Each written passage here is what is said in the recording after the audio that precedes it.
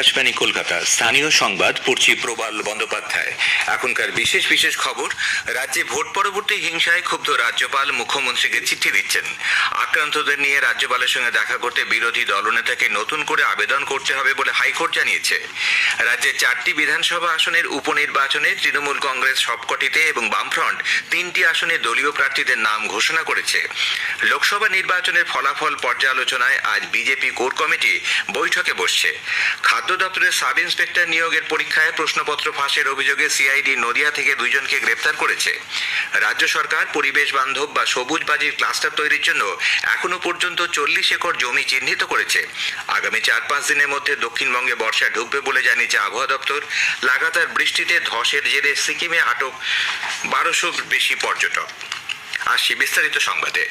রাজ্যে ভোট পরবর্তী হিংসার ঘটনায় ক্ষুব্ধ রাজ্যপাল সিভি আনন্দ বোস মুখ্যমন্ত্রীকে চিঠি দিচ্ছেন।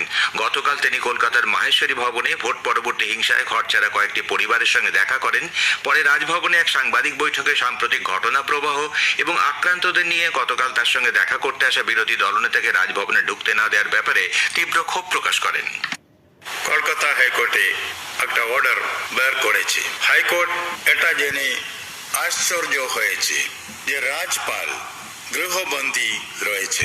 যাদের উপর হিংসা হয়েছে তারাই রাজ্যপালের সঙ্গে দেখা করতে চেয়েছিলেন, কিন্তু পুলিশ তাদের বাধা দিয়েছে। কিন্তু কোর্ট বলেছে তাদের দেখা করতে আমরা হিংসার বিরুদ্ধে লড়াই করব, একসাথে করব, বাংলাকে হিংসা মুক্ত করব। রাজ্যপাল বলেন, তিনি কাউকে রাজভবনে ডাকলে তাকে আটকানোর ক্ষমতা কারো নেই। তিনি সরকারের কাছে রিপোর্ট তলব করলে সরকার তার জবাব দিতে বাধ্য।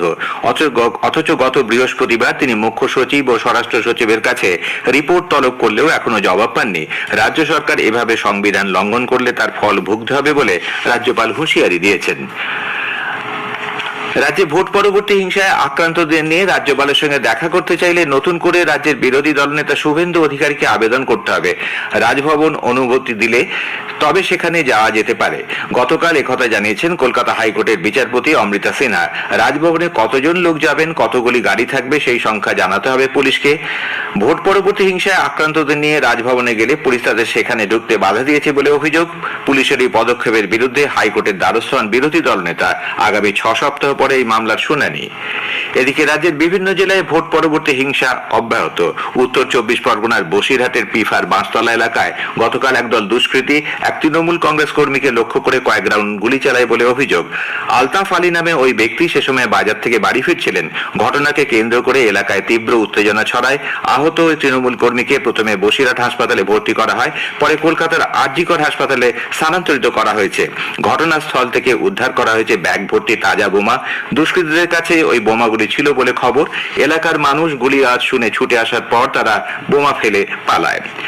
পূর্ব মেদিনীপুরের কাঁথি লোকসভা কেন্দ্রে বিজেপি প্রার্থীর কাছে তৃণমূল কংগ্রেস প্রার্থী পরাজিত হওয়ার পর সেখানে তৃণমূল কর্মীদের উপর অত্যাচার চালানো হচ্ছে বলে অভিযোগ।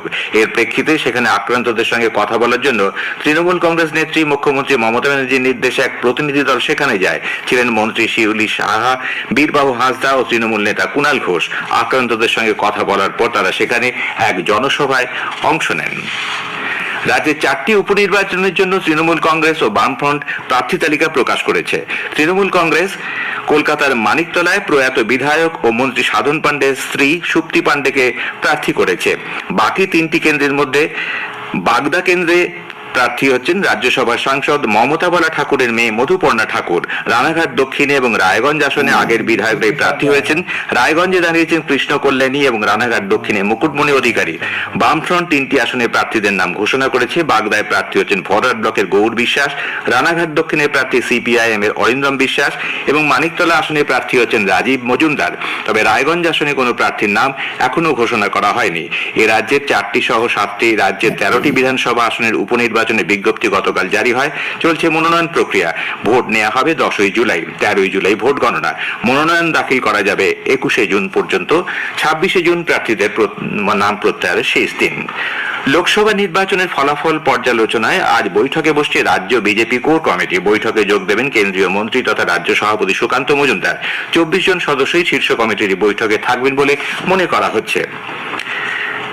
রাজ্য পাবলিক সার্ভিস কমিশন পিএসসির মাধ্যমে খাদ্য দপ্তরে সাব ইন্সপেক্টর নিয়োগের পরীক্ষায় প্রশ্নপত্র ফাঁসের অভিযোগে সিআইডি নদিয়ার কল্যাণী ও ধুবুলিয়া থেকে শঙ্কর বিশ্বাস ও পাপাই দাস নামে দুজনকে গ্রেপ্তার করেছে।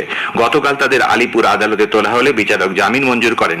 এই চক্রের মূল পাণ্ডা ধৃত শঙ্কর বিশ্বাস প্রিন্সিপাল অ্যাকাউন্ট জেনারেলের সিজিও কমপ্লেক্স দপ্তরে সিনিয়র অডিটরে কাজ করেন। তার কাছ থেকে 11টি মোবাইল ফোন, 2টি হার্ড ডিস্ক, একটি পেন ড্রাইভ, আইপ্যাড ও নানা ব্যাংকের পাসবই উদ্ধার করা হয়েছে। উল্লেখ্য, গত বছর মার্চ মাসে 480টি সাব ইন্সপেক্টর পদে নিয়োগের জন্য খাদ্য দপ্তরের পক্ষ থেকে বিজ্ঞপ্তি জারি করা হয়। সিআইডির অভিযোগ, পরীক্ষার আগেই প্রশ্নপত্র ফাঁস হয়ে যায়। রাজ্যের বিভিন্ন জায়গায় প্রশ্ন ফাঁসের বিরুদ্ধে মামলা দায়ের হয়। পরে কলকাতা হাইকোর্ট সব মামলাকে যুক্ত করে সিআইডিকে তদন্তের নির্দেশ দেয়। স্থানীয় সংবাদ শুনছেন আকাশবাণী কলকাতা কেন্দ্র থেকে। রাজ্য সরকার পরিবেশ বান্ধব বা সবুজ বাজির ক্লাস্টার তৈরির জন্য এখনো পর্যন্ত 40 একর জমি চিহ্নিত করেছে। 7টি জেলায় চিহ্নিত এই জমির জন্য মধ্যে দক্ষিণ 24 পরগনায় সবচেয়ে বেশি 16 একর জমি চিহ্নিত করা হয়েছে বলে নবান্ন সূত্রে জানা গিয়েছে। এই সব জমিতে বাজি প্রস্তুতকারী ইউনিটের পাশাপাশি বিক্রয় ইউনিট তৈরির পরিকল্পনাও করা হয়েছে। অন্যদিকে কোনো ব্যবসায়ী সবুজ বাজির জন্য জমি কিনে কারখানা তৈরি করতে চাইলে সরকারের তরফে 3 কিস্তিতে প্রকল্পের মোট খরচের 90% টাকা দেওয়ারও সিদ্ধান্ত হয়েছে। রাজ্যের হস্তশিল্পী ও কারিগরদের তৈরি পণ্য সামগ্রী এবার মিলবে দুবাইয়ের বাজারে। সব ঠিক থাকলে চলতি বছরই এই উদ্যোগ প্রাতিষ্ঠানিক রূপ পেতে চলেছে। এইসব পণ্যের প্যাকেজিং এবং মার্কেটিং নিয়ে দুবাইয়ের এক সংস্থার সঙ্গে প্রাথমিক পর্যায়ে আলোচনা হয়েছে। খুব শীঘ্রই দুবাই থেকে এক প্রতিনিধি দল রাজ্যে আসতে পারে। Siliguri Jalpaiguri development authority SGD এর চেয়ারম্যান পদ থেকে সৌরভ চক্রবর্তীকে সরিয়ে দেওয়া হয়েছে। রাজ্য সরকারের নগর উন্নয়ন ও পুরসভা বিষয়ক দপ্তরের প্রকাশিত এক বিজ্ঞপ্তিতে জানানো হয়েছে, দার্জিলিং এর জেলা শাসককে ওই পদের দায়িত্ব দেওয়া হয়েছে। কসবার অ্যাক্রোপলিস মলে গতকালের অগ্নিকাণ্ডের ঘটনার পর বিজেপি কলকাতার বিভিন্ন বহুতল আবাসন ও বাজারে অগ্নি নির্বাপন ব্যবস্থা খতিয়ে দেখতে অভিযান চালাবে।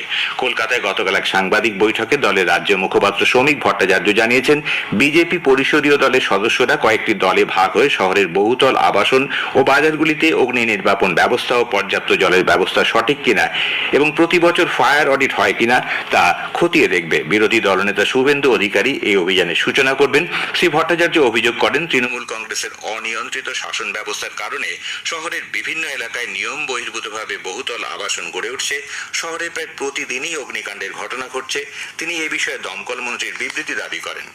পশ্চিম বর্ধমানের আসানসোলের পৌর এলাকায় 10 নম্বর ওয়ার্ডের জামুরিয়া নিঘায় রেশনের সামগ্রী না মেলায় বাসিন্দারা রাস্তায় বসে বিক্ষোভ দেখান। গতকাল এই অভিযোগে তারা জানান, প্রায় 3 মাস ধরে ডিলার তাদের রেশন দিচ্ছেন না। রেশন দেওয়ার কথা থাকায় গতকাল সকাল থেকে দোকানের সামনে লম্বা লাইন পড়ে, কিন্তু রেশন না মেলায় ক্ষোভে ফেটে পড়েন গ্রাহকরা। পরিস্থিতি সামাল দিতে ঘটনাস্থলে যায় জামুরিয়া থানার পুলিশ। কুয়েতে শ্রমিক আবাসনে অগ্নিকাণ্ডের ঘটনায় মৃত এ রাজ্যের শ্রমিক দ্বারিকেশ পট্টনায়কের দেহ গতকাল তার বাড়ি মেদিনীপুর শহরে শরৎপল্লীতে পৌঁছলে এলাকায় শোকের ছায়া নেমে আসে। আদতে পশ্চিম মেদিনীপুরের দাঁতন 2 নম্বর ব্লকের তুর্কাগড়ের বাসিন্দা বছর 52 দ্বারিকেশ বাবু গত 20 বছর ধরে কুয়েতের একটি সংস্থায় কাজ করতেন। সিভিল সার্ভিস প্রিলিমিনারি পরীক্ষার্থীদের সুবিধার্থে পূর্ব রেল আগামীকাল রবিবার অতিরিক্ত ট্রেন চালাবে। মুখ্য জনসংযোগ আধিকারিক কৌশিক মিত্র জানিয়েছেন, হাওড়া ডিভিশনে সকাল 7টা থেকে সন্ধ্যে 6টা পর্যন্ত চলবে অতিরিক্ত ইএমইউ লোকাল। ওই দিন মেট্রো রেল ব্লু লাইনে অতিরিক্ত ট্রেন চালাবে। মেট্রো রেলের মুখ্য জনসংযোগ আধিকারিক কৌশিক মিত্র কথা জানিয়ে বলেছেন, ওই দিন অন্যান্য রবিবারের মতো মোট 130টির পরিবর্তে আপ ও ডাউন মিলিয়ে মোট 138টি ট্রেন চালানো হবে। প্রথম পরিষেবার সময় 2 ঘন্টা এগিয়ে আনা হলেও শেষ পরিষেবার ক্ষেত্রে সময়সূচি অপরিবর্তিত থাকবে। উত্তর কলকাতার কাশীমিত্র বৈদ্যুতিক শ্মশান ঘাটে সপ্তাহ জরুরি সংস্কারের জন্য 1 সপ্তাহ বন্ধ থাকবে।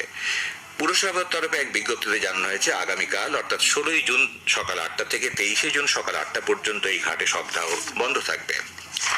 আগামী 4-5 দিনের মধ্যে দক্ষিণবঙ্গে বর্ষা ঢুকবে বলে আবহাওয়া দপ্তরের পূর্বাভাসে জানানো হয়েছে। তার আগে বিক্ষিপ্তভাবে প্রাক বৃষ্টির সম্ভাবনা রয়েছে। এদিকে প্রবল বৃষ্টিতে তিস্তার জল ঢুকে পড়ায় প্লাবিত মালবাজার মহকুমার ক্রান্তি ব্লকের বেশ কিছু এলাকা বাঁধের উপর আশ্রয় নিয়েছেন শতাধিক মানুষ। লাগাতার বৃষ্টির জেরে বিপর্যস্ত উত্তর সিকিম, লাচুং এর সঙ্গে গোটা রাজ্যেরই যোগাযোগ বিচ্ছিন্ন। রাজ্য সরকার বিপর্যয়ের জেরে সিকিমে এখনো 1200